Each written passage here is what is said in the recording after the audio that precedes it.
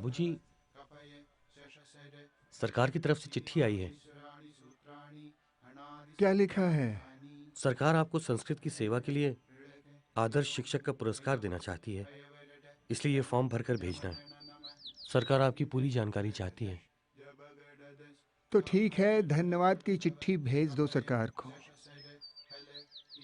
और लिख दो कि मैंने संस्कृत की नहीं, संस्कृत ने मेरी सेवा की है। संस्कृत ने मुझ पर उपकार किया है, मैंने उस पर कोई उपकार नहीं किया है। सम्मान करना ही है तो उन विद्यार्थियों का करें जो दम तोड़ रही इस भाषा को अब भी विश्वास के साथ पढ़ रहे हैं। चिट्ठी लेकर ले आओ, मैं हस्ताक्षर कर दूंगा।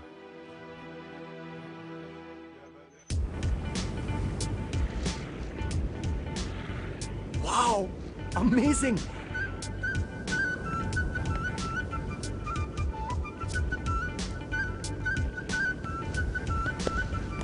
अरे हम हिमालय से शिव जी का पता ढूंढ कर निकाल दें, तो फिर बनारस में एक संस्कृत के अध्यापक का पता ढूंढना कौन सी बड़ी बात है।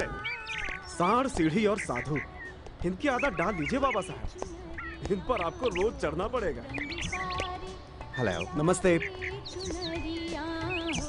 ये है।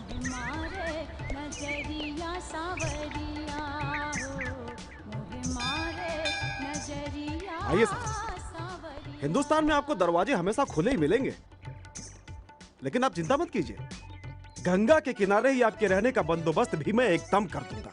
Full Ganga view. Very good वाला। यहाँ पे आपको मांस मच्छी खाने की परेशानी हो सकती है। अरे भाई, संस्कृत टीचर है ना। हाँ, लेकिन चिंता की बात नहीं, वहां पर मैं सब बंदोबस्त ठीक करूंगा। हाँ जी, कहिए। देखिए, पंडित जी से कहिए साहब मिलना चाहते हैं। रति शंकर जी आए हैं, उनके साथ एक स्टूडेंट भी आए हैं। बोलिए।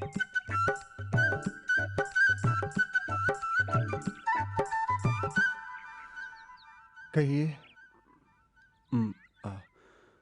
बाबा साहब देवानी संस्कृत पढ़ना चाहते हैं। मैंने इनसे कहा कि बनारस में संस्कृत पढ़ाने वालों की कोई कमी नहीं है।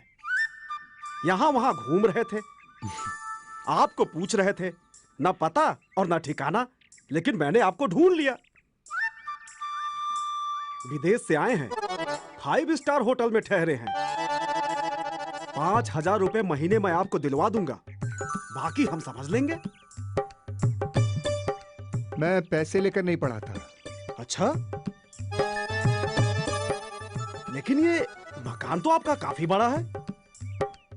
एक आध कमरे में एसी लगवा देंगे तो अच्छा किराया मिल जाएगा। रही बात मांस और मच्छी की, तो वो हम देख लेंगे। हाँ, तुम कल मेरे पास आना, अकेले। जी। आपको आपको हमारी बात ठीक नहीं लगी क्या? मुझे तो आप ही ठीक नहीं लगे। हैं?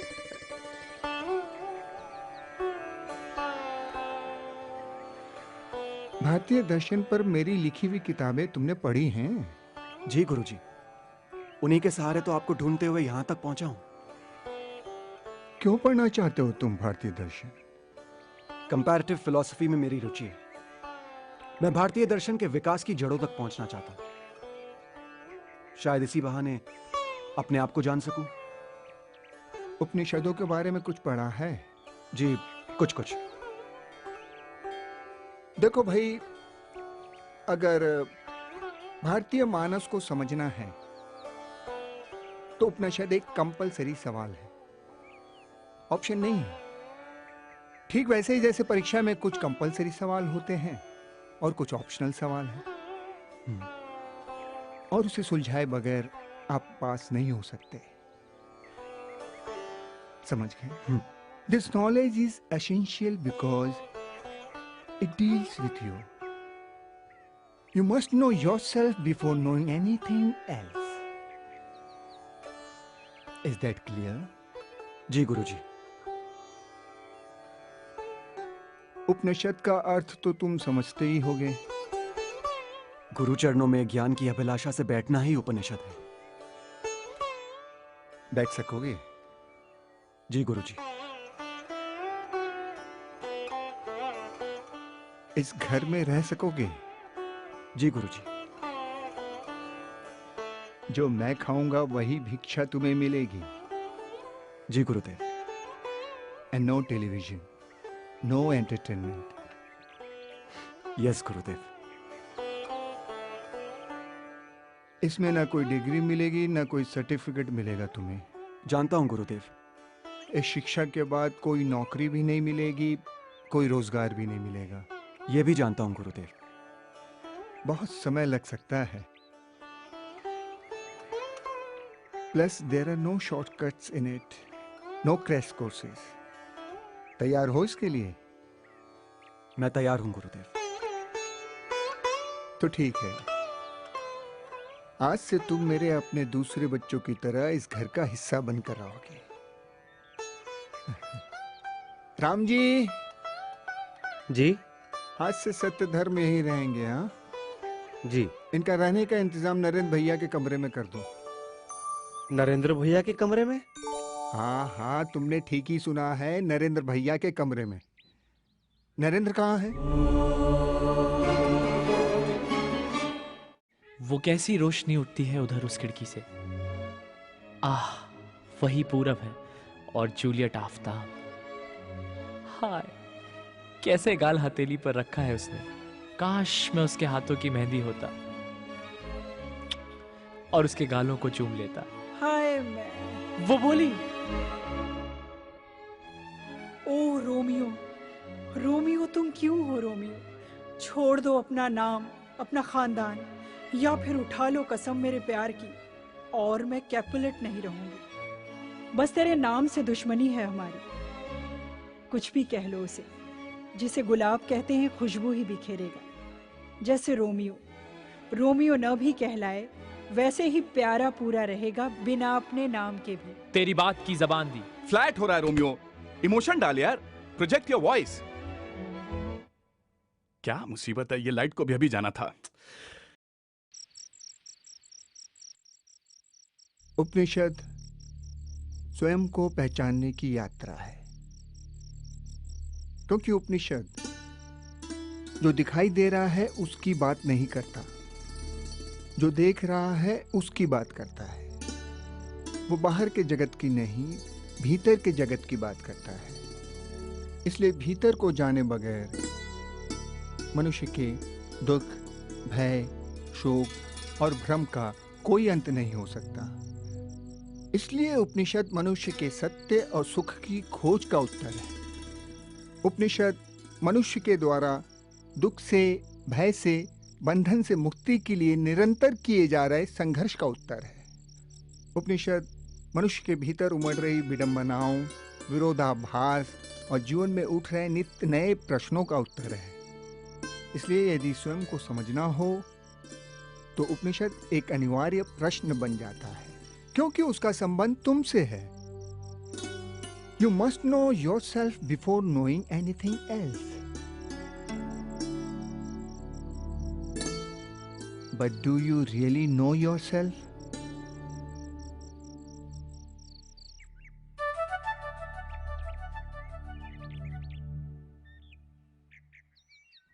राम जी ने बताया कि आप मुझे पूछ रहे थे।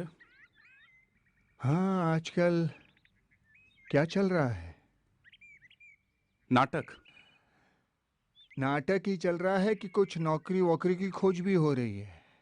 बैलगाड़ी के युग की भाषा में पढ़े हुए ग्रेजुएट को बैलगाड़ी के युग में ही आसानी से काम मिल सकता है।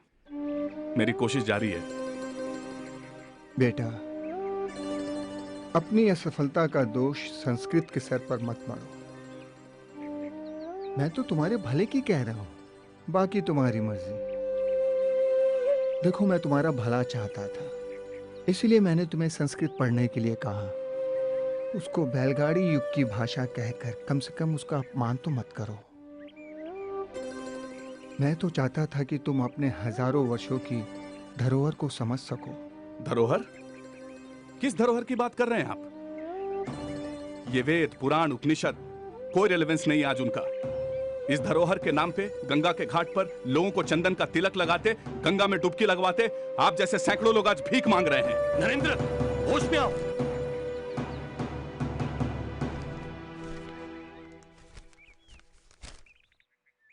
नरेंद्र, मेरे पिता ने मुझको जो कुछ दिया वो मैंने कर्तव्य समझकर तुम तक पहुंचाने की कोशिश की। शायद मैं गलत रहा हूं, लेकिन मुझे अपनी धरोहर पर गर्व है। हो सकता है तुम्हें वो स्वीकार ना हो सकता है तुम्हारे लिए उसका कोई रिलेवेंस ना हो। अब तुम बड़े जो हो गए, समझदार हो गए हो, तो क्या तुम्हारे अपने होने ना होने का कोई रिलेवेंस है? जो तुम कर रहे हो उसका रिलेवेंस क्या है पता है? तुम्हारा अपना स्वयं का क्या रिलेवेंस है तुम्हें पता है? अगर किसी दिन तुम्हें पता चल जाए तो मुझे जरूर बता देना। मैं घर छोड़कर नहीं जाने को कहूंगा तुम्हें, क्योंकि ये घर तुम्हारा है। मैं नाटक तुम्हें छोड़ने को नहीं कहूंगा, क्योंकि तुम नाटक को जीते हो बेटा। लेकिन किसी दिन अगर तुम्हें इस सब का रिलेवेंस पता चल जाए तो मुझे जरूर बता देना, समझे?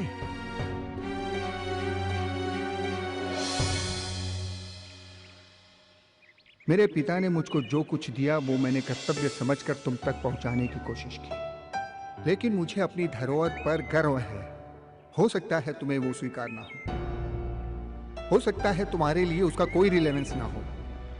तुम्हारा अपना स्वयं का क्या रिलेवेंस है तुम्हें पता है?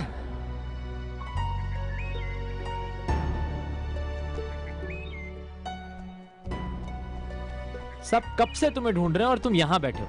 अरे सब सांस रोके तुम्हारा इंतजार कर रहे हैं। याद तो है ना आज ग्रैंड रिहर्सल है।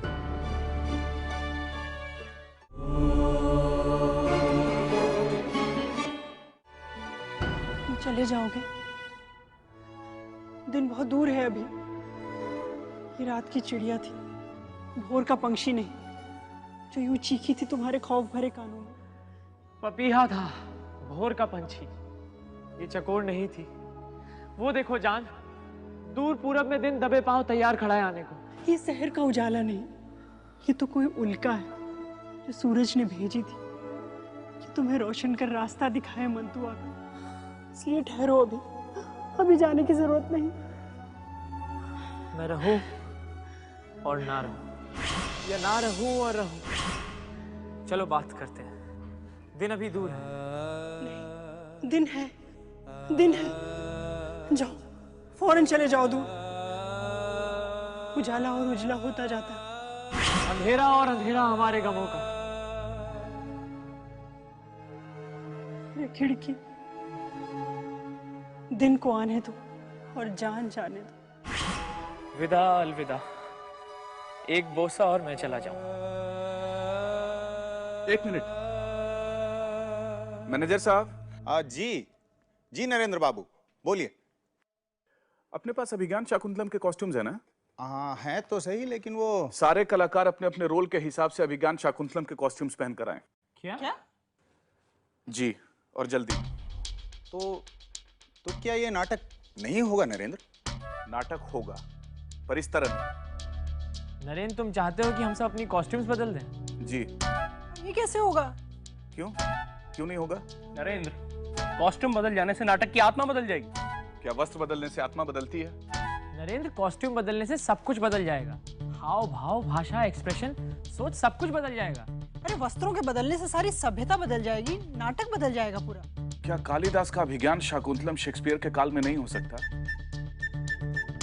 हो सकता है। तो फिर रोमियो जूलियट कालिदास के युग की भाषा में क्यों नहीं हो सकता? कपड़े बदलने से आत्मा नहीं बदलती। पर क्यों बदलना चाहते हो तुम? क्योंकि तुम सब मुझे अपने से बहुत दूर दिखाई देते हो। मैनेजर साहब, आप मालिक हैं, अब आप ही समझाइए। देखो नरेंद्र, ऐसा करते हैं कि वो देखिए मैनेजर साहब, मैंने फैसला कर लिया है और ये एक निर्देशक का फैसला है। मैं धोती नहीं पहनूंगा। और कौन देखेगा नाटक? यार रोमियो, बात धोती की नहीं है, बात नाटक की है, खुद में आत्मविश्वास की है। मैं तुम्हें नहीं, तुम्हारे कैरेक्टर को धोती पहना रहा हूं यार। नरेंद्र, भाड़ में जाए कैरेक्टर। नहीं पहननी धोती मुझे। मैं आज का आदमी, कोई आदिम युग का नहीं। और बैलगाड़ी हाँकने वालों की कॉस्ट्यूम मैं नहीं पहनूंगा। और नरेंद्र, फैसला अब तुम्हें करना है। फैसला मैंने कर लिया है। नाटक होगा और जैसे मैं चाहूंगा वैसे ही होगा। चाहो तो तुम लोग निर्देशक बदल सकते हो। नरेंद्र, अरे नरेंद्र बाबू। ओम भागीरथे च विद्महे विष्णुपदे च धीमहि तन्नो गंगा प्रचोदयात्।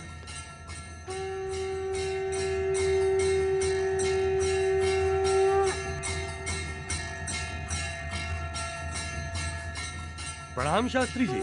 प्रणाम प्रणाम प्रणाम। आज तो आपके चिरंजीव नरेंद्र के बारे में अखबार में खूब छपा है। अच्छा, क्या नई अफवाह छपी है उसके बारे में आज? क्या कह रहे हैं शास्त्री जी? कालिदास को जीवित कर दिया आपके पुत्र ने। शब्द शेक्सपियर के, आत्मा कालिदास की। गजब की प्रतिभा है आपके बेटे में। और क्यों ना हो, आत्मा तो आप ही की है।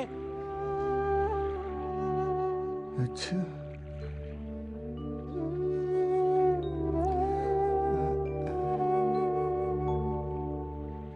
कौन सा अखबार दूं शास्त्री जी? मैं अखबार देख के ले सकता हूँ क्या? आप जैसा ठीक समझे शास्त्री जी।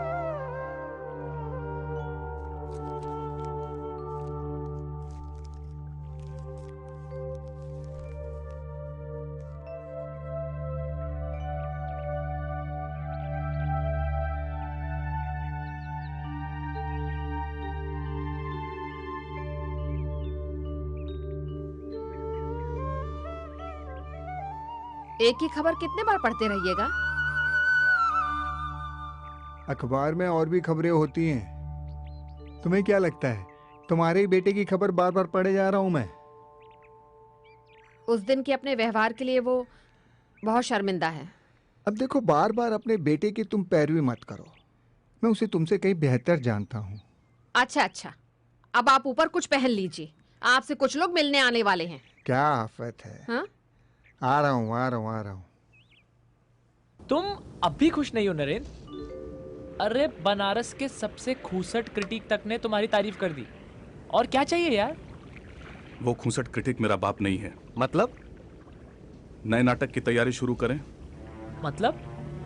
शास्त्री जी, हमारी संस्था चाहती है कि आप उपनिषदों और उनकी प्रासंगिकता पर सिलसिलेवार अपनी राय रखें। श्रोता मिलेंगे आपको? शनिवार की रात को 50-60 लोग जमा हो जाएंगे। छोटी सी बैठक समझिए, चौपाल सा माहौल होगा। मैं इसकी दक्षिणा लूंगा और आप हर बार श्रोताओं को इस बात की सूचना देते रहेंगे ताकि वो मुझे ध्यान से सुने। अगर नहीं सुनेंगे तो नुकसान उनका ही है। आपको मेरी ये शर्त मंजूर है? आप भी अच्छा मजाक करते हैं शास्त्री जी। हमने दक्षिणा के लिए कब मना किया है? तो ठीक है, आप तारीख तय करके मुझे बता दीजिए, मैं तैयार हूं। मैं इसके लिए तैयार नहीं हूं। क्या? यानी दास्ताने लैला मजनू नहीं होगा? नहीं। फिर हम क्या करेंगे? द ग्रेट इंडियन थिएटर, जो कल था, आज भी है और कल भी रहेगा। पहेलियां मत बुझाओ, सीधे सीधे बताओ। किस्सा है उपनिषद। यह कौन सा किस्सा है? हजारों सालों से चली आ रही तुम्हारी और मेरी कहानी। रंगमंच वही, सवाल वही, किरदार वही, सिर्फ किरदारों के नाम और रूप बदल रहे हैं। यानी फिर से पुराने किस्से? उतने ही पुराने जितने पुराने हमारे सवाल हैं, या शायद उतने ही नए जितने नए हमारे ख्वाब हैं। यार तुम बार बार पुराने किस्से क्यों दोहराना चाहते हो? थक गए हैं यार। क्या सच कभी पुराना होता है? जियो मेरे राजा बनारस। नरेंद्र, कहानी क्या है? मकसद कहानियां नहीं, कॉन्सेप्ट हैं। कहानी कुछ भी हो सकती है, नई पुरानी, बात उपनिषदिक कॉन्सेप्ट की है। पर उसे देखेगा कौन? वही जो अपने हर सवाल का जवाब बाहर की दुनिया में देखता है, कभी दूरबीन से, कभी खुर्दबीन माइक्रोस्कोप से। जो ये समझता है कि उसकी हर समस्या का कारण कोई और है, मैं उसे उसकी भीतर की दुनिया में ले जाना चाहता हूं, उतनी ही रहस्यमयी और रोमांचक जितने हमारे सितारों की दुनिया है। तो कहो, क्या अपने पुराने बूढ़े दादा परदादाओं से आंख मिलाने के लिए आप तैयार हैं?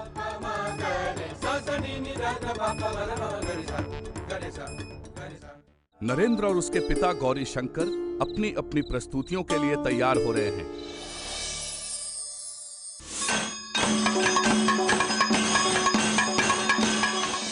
कृष्ण हो, प्रभु हो, पर मारे जाओगे किसी पशु की तरह।